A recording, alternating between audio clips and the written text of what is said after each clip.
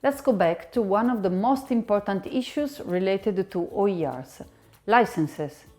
Creative Commons licenses, as briefly explained by Andrea Zanni in week 1, are an effective solution to issues raised by the difference between all rights reserved and some rights reserved, which is the key to share and reuse.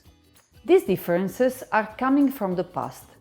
Rory McGreal from Athabasca University, whom you already met before in this MOOC, is going to tell us some fundamental steps of the history of copyright, its true meaning and real aim at the very beginning, and the focus on the balance between the rights of the publisher and the rights of the users. Actually, the first we know about copyright was in Ireland in the 4th century. And it was an argument over copying a holy book.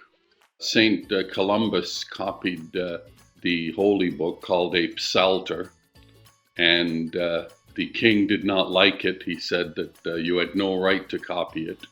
And in fact, there was a huge battle over it, and about 3,000 people died in the west of Ireland. What happened was that the king won, and St. Columbus was exiled to Scotland. That was the first that we've heard about it. Now, in those days and following, copying was an honorable profession.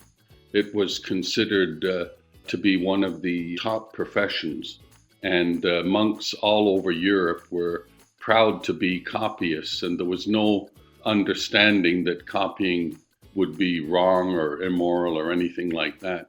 But with the invention of the printing press, all kinds of people started to print books much more easily than copying by hand as the monks did previously.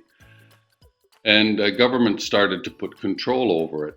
And basically what happened was that in the Catholic countries, they controlled copying, printing, so as no Protestant books were printed. And in the Protestant countries, they did the opposite. They made sure that no Catholic books were printed.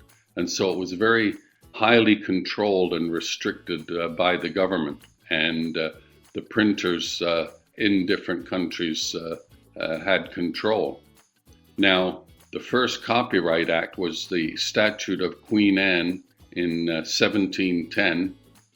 And it was, and this is very important for all of us to understand, it was an act to promote learning. It was not an act to protect the rights of authors. It was an act to promote learning.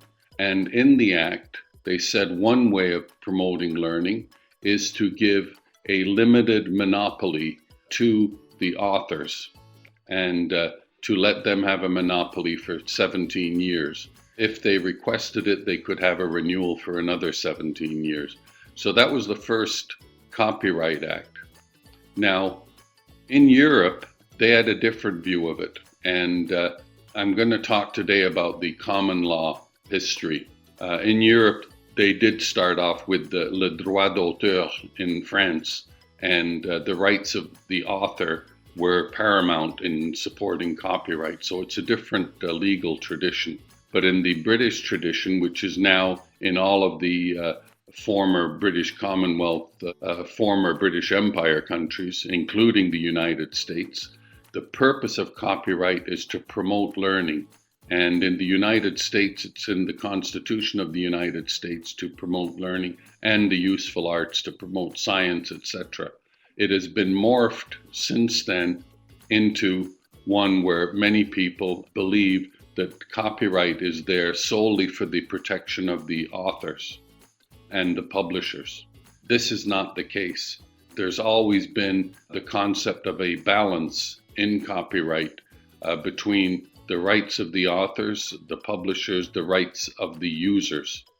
This right of the users gradually diminished, and that people started to think that the whole purpose of copyright law was to protect publishers. And this is not the case. And in Canada, we had a recent Supreme Court decision about this, stating that users had rights. They had rights to use copyrighted material, and that this right, or fair dealing right, fair use it's called in the United States, must be interpreted in a large and liberal manner. So that's where we are today. I think Martin Weller has just put out a book called The Battle for Open.